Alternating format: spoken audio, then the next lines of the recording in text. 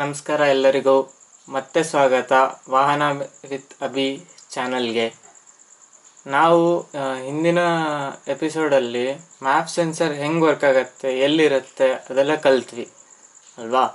ಅದೇ ಥರ ಈಗ ಅದ್ರ ಕಂಟಿನ್ಯೂಯೇಷನ್ನು ಈ ಪಾರ್ಟಲ್ಲಿ ಮ್ಯಾಪ್ ಸೆನ್ಸರ್ ಟೈಪ್ಸ್ ಯಾವ್ಯಾವಿದೆ ಆ ಟೈಪ್ಸನ್ನ ಇನ್ ಡೆಪ್ತಲ್ಲಿ ಕಲಿಯೋಣ, ಆಯಿತಾ.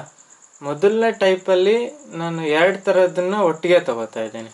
ಯಾವುದು ಅಂತಂದರೆ hot wire map sensor and cold wire map sensor, ಆಯಿತಾ. Second type moving vane meter ಅಂತ. ಸೊ ಎರಡನ್ನು ಈಗ ಇನ್ ಡೆಪ್ತಲ್ಲಿ ನೋಡೋಣ, ಆಯಿತಾ. ವೈಟ್ ಬೋರ್ಡಲ್ಲಿ ನಾನು ಡ್ರಾ ಮಾಡ್ಕೊಂಡು ಬರ್ತೀನಿ. ಈಗ ಡಯಾಗ್ರಾಮ್ ಬಿಡಿಸಿದ್ದೀನಿ. ಹಾಟ್ ವೈರ್ ಮ್ಯಾಪ್ ಸೆನ್ಸರ್ ಮತ್ತು ಕೋಲ್ಡ್ ವೈರ್ ಮ್ಯಾಪ್ ಸೆನ್ಸರ್ ಯಾವ ಥರ ವರ್ಕ್ ಆಗುತ್ತೆ ನೋಡೋಣ, ಆಯಿತಾ. ಈಗ ಒಂದು ಸಣ್ಣ ಡಯಾಗ್ರಾಮ್ ಬರೆದಿದ್ದೀನಿ ಯಾವ ಥರ ಮ್ಯಾಪ್ ಸೆನ್ಸರ್ ಇಂಟರ್ನಲ್ಲಿ ವರ್ಕ್ ಆಗುತ್ತೆ ಅಂತ. ಈಗ ಎಲೆಕ್ಟ್ರಾನಿಕ್ಸ್ ಪಾರ್ಟ್ನ ಎಕ್ಸ್ಪ್ಲೇನ್ ಮಾಡ್ತೀನಿ. ಲಾಸ್ಟ್ ವೀಡಿಯೋದಲ್ಲಿ ನಾವು ಯಾವ ಥರ ವರ್ಕ್ ಆಗುತ್ತೆ ಅಂತ ನೋಡಿದ್ವಿ ಅಲ್ವಾ. ಏರ್ ಫ್ಲೋ ಜಾಸ್ತಿ ಆದಂಗೆ ವೋಲ್ಟೇಜ್ ಜಾಸ್ತಿ ಆಗುತ್ತೆ ಅಂತ. ಈಗ ವೋಲ್ಟೇಜ್ ಯಾಕೆ ಜಾಸ್ತಿ ಆಗುತ್ತೆ ಆ ಪಾರ್ಟ್ನ ತಿಳ್ಕೊಳ್ಳೋಣ, ಆಯಿತಾ. ಈಗ ಇದು ಮ್ಯಾಪ್ ಸೆನ್ಸರ್ ಒಂದು ಸಿಲಿಂಡರ್ ಶೇಪಲ್ಲಿ ಇರುತ್ತೆ.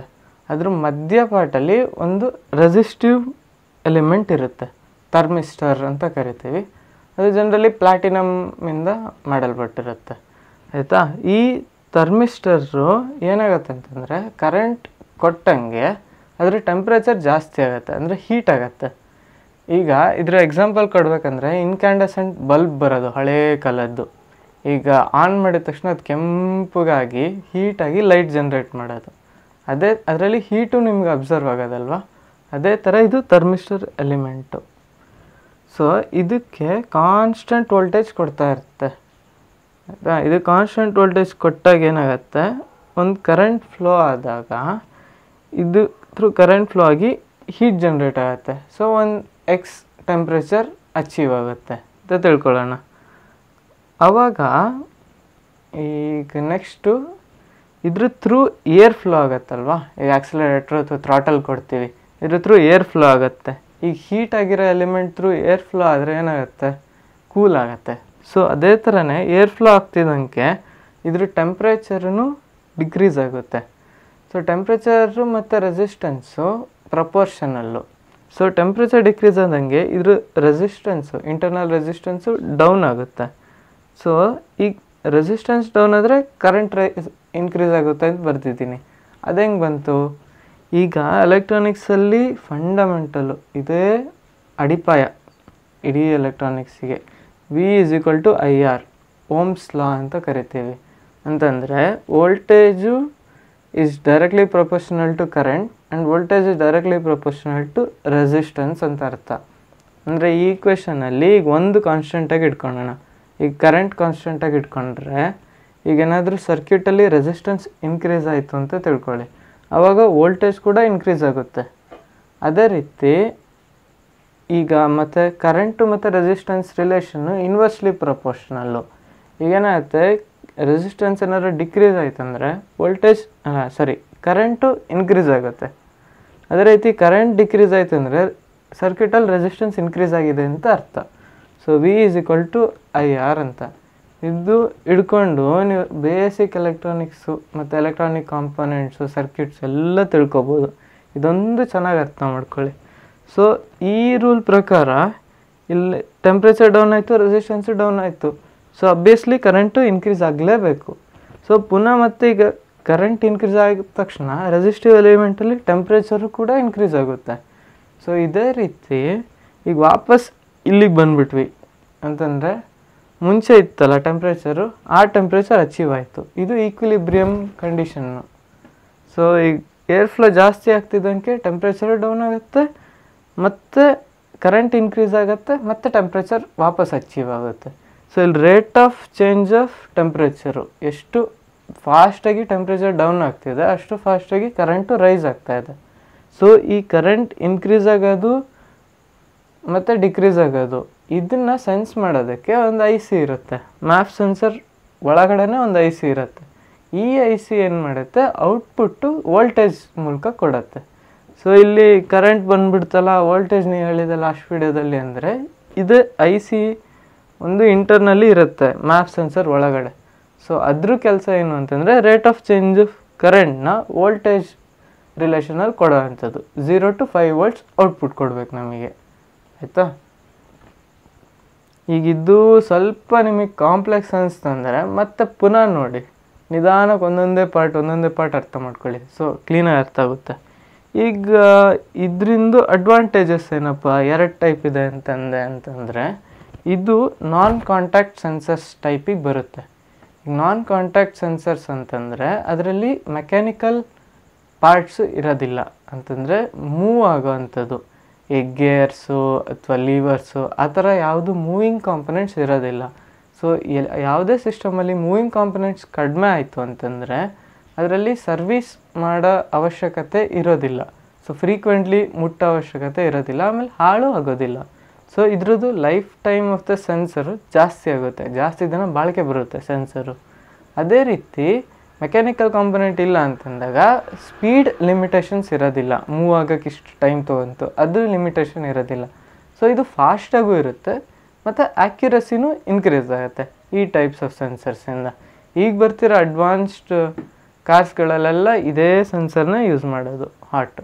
ಅದರಲ್ಲಿ ಕೋಲ್ಡ್ ಟೈಪ್ ಅಂತ ಹೇಳಿದೆಯಲ್ಲ, ಅದೇನು ಅಂತಂದರೆ ಇದ್ರ ರೆಸಿಸ್ಟರ್ ಅಂದರೆ ಥರ್ಮಿಸ್ಟರ್ ಜೊತೆಗೆ ಇನ್ನೊಂದಿರುತ್ತೆ ಹೊರಗಡೆ ಥರ್ಮಿಸ್ಟರು, ಅದು ಅಟ್ಮಾಸ್ಫಿಯರಿಕ್ ಟೆಂಪ್ರೇಚರ್ನ ಮೆಷರ್ ಮಾಡ್ತಿರುತ್ತೆ, ಕಾರಿನ ಹೊರಗಡೆ ಎಷ್ಟು ಟೆಂಪ್ರೇಚರ್ ಇದೆ ಅಂತ.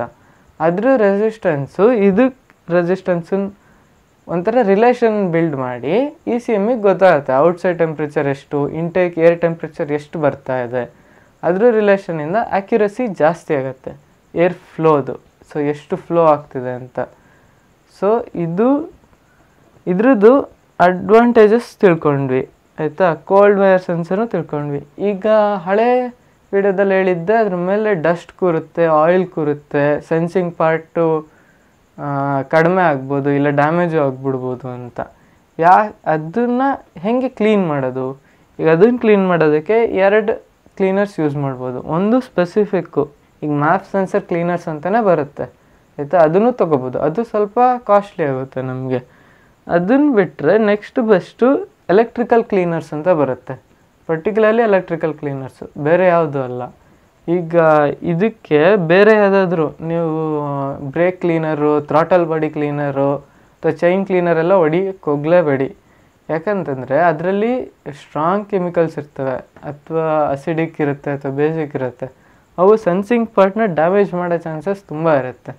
ಸೊ ಎಲೆಕ್ಟ್ರಿಕಲ್ ಕ್ಲೀನರ್ಸ್ ಯೂಸ್ ಮಾಡಿ, ಆಮೇಲೆ ಅದು ಎಷ್ಟು ದೂರದಿಂದ ಹೊಡಿಬೇಕು ಅಂತ ಮೆನ್ಷನ್ ಮಾಡಿರ್ತಾರೆ, ಅಷ್ಟೇ ದೂರದಿಂದ ಹೊಡೀರಿ. ಆಮೇಲೆ ಫುಲ್ ಕಂಪ್ಲೀಟ್ಲಿ ಡ್ರೈ ಆಗಿ ಅದು ಕ್ಲೀನ್ ಆದಮೇಲೆ ಇನ್ಸ್ಟಾಲ್ ಮಾಡಿ ಆಮೇಲೆ ಪವರ್ ಕೊಡಿ ಅದಕ್ಕೆ. ಸೊ ಇದೆಲ್ಲ ಪ್ರಿಕಾಷನ್ಸ್ ತೊಗೊಂಡ್ರೆ ನಿಮ್ಮ ಸೆನ್ಸರ್ ಲೈಫ್ ಟೈಮ್ ಜಾಸ್ತಿ ಆಗುತ್ತೆ, ನಿಮಗೆ ಖರ್ಚುಗಳು ಸುಮ್ಮನೆ ಬರೋದಿಲ್ಲ, ಆಯಿತಾ. ಕಾಂಟ್ಯಾಕ್ಟ್ ಪಾಯಿಂಟ್ ಜೊತೆಗೆ ನಿಮ್ಮ ಕನೆಕ್ಟರ್ಸ್ ಹಾಕ್ತೀವಲ್ಲ ಅಲ್ಲೂ ಸ್ವಲ್ಪ ಡಸ್ಟು ಅಥವಾ ಏನಂತಾರೆ ರಸ್ಟ್ ಕೂತಿರ್ಬೋದು, ಅಥವಾ ವಾಟರ್ ಹೋಗಲ್ಲ, ಜನರಲಿ ವಾಟರ್ ಪ್ರೂಫ್ ಇರುತ್ತೆ, ಅಂದ್ರೂ ಒಂದು ಮಟ್ಟಿಗೆ ಅಲ್ಲಿಗೂ ಎಲೆಕ್ಟ್ರಿಕಲ್ ಸ್ಪ್ರೇ ಹೊಡೆದು ಕ್ಲೀನ್ ಮಾಡಿಕೊಂಡ್ರೆ ಒಳ್ಳೆಯದು. ಈಗ ನೆಕ್ಸ್ಟ್ ಇದನ್ನು ಚೇಂಜ್ ಮಾಡಿ ಮೂವಿಂಗ್ ವೇನ್ ಟೈಪಿಂಗ್ ಮಾಡ್ಕೊಂಡು ಬರ್ತೀನಿ. 12 seconds later. ಈಗ second type moving vane meter ಅಂತ, ಆಯಿತಾ. ಹೆಸರಲ್ಲೇ ತಿಳಿಸಂಗೆ ಮೂವಿಂಗ್ ವೇನ್ ಅಂತಂದರೆ ಇದು ಕಾಂಟ್ಯಾಕ್ಟ್ ಟೈಪ್ ಸೆನ್ಸರು ಅಂತ. ಕಾಂಟ್ಯಾಕ್ಟ್ ಟೈಪ್ ಅಂದರೆ ಇದರಲ್ಲಿ ಮೂವಿಂಗ್ ಮೆಕ್ಯಾನಿಕಲ್ ಕಾಂಪೊನೆಂಟ್ ಇರುತ್ತೆ, ಆಯಿತಾ. ಫಸ್ಟ್ ಒನ್ನು ನಾನ್ ಕಾಂಟ್ಯಾಕ್ಟು, ಅದರಲ್ಲಿ ಮೆಕ್ಯಾನಿಕಲ್ ಕಾಂಪೊನೆಂಟ್ ಇರೋದಿಲ್ಲ, ಆಯಿತಾ. ಇದು ಮೈನ್ ಡಿಫ್ರೆನ್ಸು ಎರಡರಲ್ಲೂ. ಆಮೇಲೆ ಈ ಚಿತ್ರ ಇದೆ ಅಲ್ಲ, ಇದರಲ್ಲಿ ಇದು ಈ ಪಾರ್ಟಿಗೆ ವೇನ್ ಅಂತ ಕರೀತಾರೆ. ಅಂದರೆ 3Dಲಿ ಈ ಥರ ಇರುತ್ತೆ. ಈಗ ಏರ್ ಈ ಕಡೆಯಿಂದ ಬಂದಾಗ ಇದು ಏರ್ ಪ್ರೆಷರಿಗೆ ಇದು ಮೂವ್ ಆಗುತ್ತೆ ಮೇಲೆ ಕೆಳಗಡೆ. ಸೊ ಈ ಮೂವ್ ಆಗತ್ತಲ್ಲ, ಇದು ಸ್ಪ್ರಿಂಗ್ ಲೋಡೆಡ್ ಇರುತ್ತೆ ಈ ಪಾರ್ಟಲ್ಲಿ. ಇದು ಇನ್ನೊಂದು ಎಲೆಕ್ಟ್ರಾನಿಕ್ ಕಾಂಪೊನೆಂಟಿಗೆ ಕನೆಕ್ಟ್ ಆಗಿರುತ್ತೆ, ಅದೇ ಪೊಟೆನ್ಷಿಯೋಮೀಟರ್ ಅಂತ, ಪಾಟ್ ಅಂತ ಶಾರ್ಟ್ ಫಾರ್ಮಲ್ಲಿ ಕರೀತಾರೆ, ಆಯಿತಾ. ಈ ಮೂವಿಂಗ್ ವೇನು ಪೊಟೆನ್ಷಿಯೋಮೀಟ್ರಿಗೆ ಕನೆಕ್ಟ್ ಆಗಿರುತ್ತೆ. ಈ ಪೊಟೆನ್ಷಿಯೋಮೀಟರಿಂದ ವೋಲ್ಟೇಜು ECMಗೆ ಹೋಗುತ್ತೆ. ಇದು ಯಾವ ಥರ ಸೆಟಪ್ ಮಾಡಿರ್ತಾರೆ ಅಂದರೆ, ಪೊಟೆನ್ಷಿಯೋಮೀಟರ್ಗೆ ಇನ್ನೊಂದು ಹೆಸರಿದೆ, ವೇರಿಯಬಲ್ ರೆಸಿಸ್ಟರ್ ಅಂತ. ಅಂದರೆ ಇದರದ್ದು ಒಂದು ಫಿಕ್ಸ್ ಇರುತ್ತೆ ಟೈಪು. ಅಂದರೆ ಒಂದು 10K ರೆಸಿಸ್ಟರ್ ಇರ್ಬೋದು, 20K ಇರ್ಬೋದು, 22K, 100K, 50K, ಈ ಥರ ಡಿಫ್ರೆಂಟ್ ಟೈಪ್ಸ್ ಆಫ್ ಪೊಟೆನ್ಷಿಯೋಮೀಟರ್ ಇರುತ್ತೆ. ಅಂದರೆ ಮ್ಯಾಕ್ಸಿಮಮ್ ಸೆಟ್ ಆಗಿರುತ್ತೆ. ಮ್ಯಾಕ್ಸಿಮಮ್ 10K ಅಂತಂದರೆ ಮಿನಿಮಮ್ 0ಇಂದ 10K ತನಕ ವೇರಿಯೇಷನ್ ಇರುತ್ತೆ ರೆಸಿಸ್ಟರಲ್ಲಿ. ಅಂದರೆ ಇದು ಮೂವ್ ಆದಂಗೆ ಅದರ ರೆಸಿಸ್ಟೆನ್ಸು ಚೇಂಜ್ ಆಗ್ತಾ ಹೋಗುತ್ತೆ. ಆಯಿತಾ? ಇದನ್ನು ಯಾವ ಥರ ಸೆಟ್ ಮಾಡಿರ್ತಾರೆ ಅಂದರೆ ವೇನ್ನ ಇಲ್ಲಿ ಮೇಲ್ಗಡೆ ಇರುತ್ತಲ್ಲ, ಆವಾಗ ಲೋಯೆಸ್ಟ್ ವೋಲ್ಟೇಜ್ ಜನ್ರೇಟ್ ಮಾಡ್ತಿರುತ್ತೆ. ಅದು 0 ಆಗಿದ್ರೆ 0. ಈಗ ಮ್ಯಾಕ್ಸಿಮಮ್ ಅಂದರೆ ಡೌನ್ ಇದ್ದಾಗ ಮ್ಯಾಕ್ಸಿಮಮ್ ವೋಲ್ಟೇಜು ಅಂದರೆ 5 ವೋಲ್ಟೇಜ್ ಜನ್ರೇಟ್ ಮಾಡುತ್ತೆ. ಸೊ ಈಗ ಏನಾಗುತ್ತೆ, ಹಿಂಗಿದ್ದಾಗ ಗಾಳಿ ಇರಲ್ಲಲ್ಲ, ಅದ್ರ ಪ್ರೆಷರ್ ಇರಲ್ಲ. ಸೊ ಹಿಂಗಿದ್ದಾಗ no air entering, so 0 voltage generate ಮಾಡ್ತಿರುತ್ತೆ. ಇದು ಮೇಯ್ನ್ ವರ್ಕ್ ಆಗೋದು ಏರ್ ಪ್ರೆಷರಿಂದ. ಸೊ ಏರ್ ಪ್ರೆಷರ್ ಜಾಸ್ತಿ ಆದಂಗೆ ಇದು ಮೂವ್ ಆಗುತ್ತಲ್ಲ, ವೋಲ್ಟೇಜು ಅದೇ ಥರ ಇನ್ಕ್ರೀಸ್ ಆಗ್ತಾ ಹೋಗುತ್ತೆ. ಸೊ ವೋಲ್ಟೇಜ್ ಇನ್ಕ್ರೀಸ್ ಆದಾಗ ECMಗೆ ಏನು ಗೊತ್ತಾಗುತ್ತೆ, ಏರ್ ಫ್ಲೋ ಜಾಸ್ತಿ ಆಗಿದೆ ಅಂತ. ಆದರೆ ಇಲ್ಲೊಂದು ಟ್ರಿಕ್ ಇದೆ. ಇಲ್ಲಿ ನಾವು ಮೆಷರ್ ಮಾಡ್ತಾ ಇರೋದು ಡೈರೆಕ್ಟ್ಲಿ ಏರ್ ಪ್ರೆಷರ್ನ, ಎಷ್ಟು ಪ್ರೆಷರಲ್ಲಿ ಹೋಗ್ತಾ ಇದೆ ಅಂತ. ವಾಲ್ಯೂಮು ಇಂಡೈರೆಕ್ಟಾಗಿ ಮೆಷರ್ ಮಾಡ್ತಾ ಇದ್ದೀವಿ. ಸೊ ಇದರಲ್ಲಿ ಒನ್ ಆಫ್ ದಿ ಡಿಸಡ್ವಾಂಟೇಜ್ ಏನು ಬರುತ್ತೆ ಅಂತಂದರೆ, ಏರ್ ಪ್ರೆಷರ್ನ ಮೆಷರ್ ಮಾಡ್ತಿರೋದ್ರಿಂದ ಏರ್ ಪ್ರೆಷರು ಇನ್ನೊಂದು ಪ್ಯಾರಾಮೀಟರ್ ಜೊತೆ ಲಿಂಕ್ ಆಗಿದೆ, ಅದು ಏರ್ ಡೆನ್ಸಿಟಿ. ಸೊ ಡೆನ್ಸಿಟಿ ಮತ್ತು ಪ್ರೆಷರು ರಿಲೇಷನ್ ಇದೆ. ಆಮೇಲೆ ಡೆನ್ಸಿಟಿ ಮತ್ತು ಟೆಂಪ್ರೇಚರು ಡಿಪೆಂಡ್ ಆಗುತ್ತೆ. ಈಗ ಲಾಸ್ಟ್ ವಿಡಿಯೋದಲ್ಲಿ ನೋಡಿದ್ವಲ್ಲ, ಡೆನ್ಸಿಟಿ ಜಾಸ್ತಿ ಇದೆ ಅಂತಂದರೆ ಟೆಂಪ್ರೇಚರು ಜಾಸ್ತಿ ಇರುತ್ತೆ. ಆಮೇಲೆ ಟೆಂಪ್ರೇಚರು ಆಲ್ಟಿಟ್ಯೂಡ್ ಮೇಲೆ ಡಿಪೆಂಡ್ ಆಗಿದೆ. ಸೊ ಹೈಯರ್ ಆಲ್ಟಿಟ್ಯೂಡಲ್ಲಿ ಲೋವರ್ ಟೆಂಪ್ರೇಚರ್ ಇರುತ್ತೆ ಮತ್ತು ಪ್ರೆಷರು ಅದೇ ಥರ ವೇರಿ ಆಗುತ್ತೆ. ಸೊ ಮೀನ್ ಸಿ ಲೆವೆಲಲ್ಲಿ ಬೇರೆ ಟೆಂಪ್ರೇಚರ್ ಇರುತ್ತೆ, ಬೇರೆ ಡೆನ್ಸಿಟಿ ಇರುತ್ತೆ ಏರ್ದು. ಸೊ ಅದಕ್ಕೆ ಅಡಿಷನಲ್ ಇನ್ನೊಂದು ಸೆನ್ಸರ್ನ ಯೂಸ್ ಮಾಡ್ತಾರೆ, IAT ಸೆನ್ಸರ್ ಅಂತ. ಅದು ಇಂಟೇಕ್ ಏರ್ ಟೆಂಪ್ರೇಚರ್ ಸೆನ್ಸರ್ ಅಂತ. ಇದರಲ್ಲಿ ಒನ್ ಆಫ್ ದಿ ಡಿಸಡ್ವಾಂಟೇಜ್ ಗೊತ್ತಾಯ್ತಾ, ಈಗ ಅಡಿಷನಲ್ ಇನ್ನೊಂದು ಸೆನ್ಸರ್ ಬೇಕಾಗ್ತಾ ಇದೆ. ಸೊ ಕಾಂಪ್ಲೆಕ್ಸಿಟಿ ಆ್ಯಡ್ ಆಯಿತು.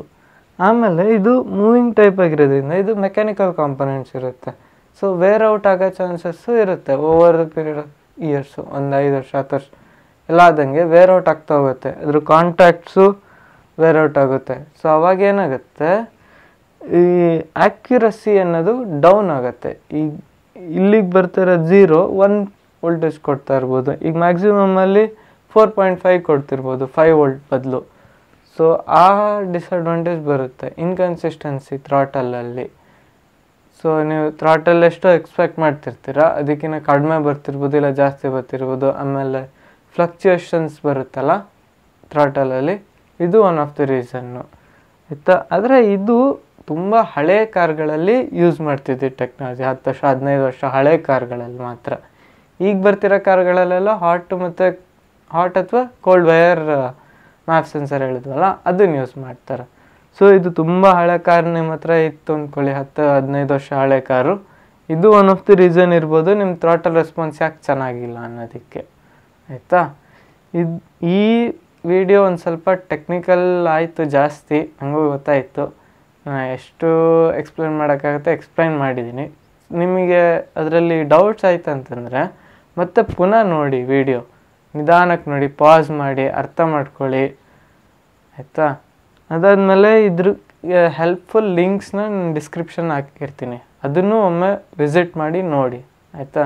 ಇದರಲ್ಲಿ ಏನಾದರೂ ನಿಮಗೆ ಯಾವ್ದಾರು ಪಾರ್ಟ್ ಕಾಂಪ್ಲೆಕ್ಸ್ ಆಯಿತು ಅಥವಾ ತಪ್ಪಾಯಿತು ಅಂತಂದರೆ ಅದು ಕಮೆಂಟ್ಸ್ ಮಾಡಿ, ಇಲ್ಲ ಇನ್ಸ್ಟಾಗ್ರಾಮಲ್ಲಿ ಮೆಸೇಜ್ ಮಾಡಿ. ನಾನು ಅದನ್ನು ಹೆಲ್ಪ್ ಆಗೋಷ್ಟು ಆನ್ಸರ್ಸ್ ಕೊಡೋಕ್ಕೆ ಟ್ರೈ ಮಾಡ್ತೀನಿ, ಇನ್ನೂ ಸಿಂಪ್ಲಿಫೈ ಮಾಡೋದಾದರೆ. ಆಯಿತಾ? ಈ ವಿಡಿಯೋ ನಿಮಗೆ ಇನ್ಫಾರ್ಮೇಟಿವ್ ಆಗಿತ್ತು ಅಂತ ತಿಳ್ಕೊತೀನಿ. ಲೈಕ್ ಮಾಡಿ ಇನ್ಫಾರ್ಮೇಟಿವ್ ಅಂತ ಅನಿಸ್ತಂದರೆ. ಆಮೇಲೆ ಸಬ್ಸ್ಕ್ರೈಬ್ ಮಾಡ್ಕೊಳ್ಳಿ ಇದೇ ಥರ ಇನ್ಫಾರ್ಮೇಟಿವ್ ವೀಡಿಯೋಸ್ಗೆ. ಆಯಿತಾ? ಮತ್ತೆ ಮುಂದಿನ ವೀಡಿಯೋದಲ್ಲಿ ಸಿಗೋಣ. ಬಾಯ್ ಬಾಯ್.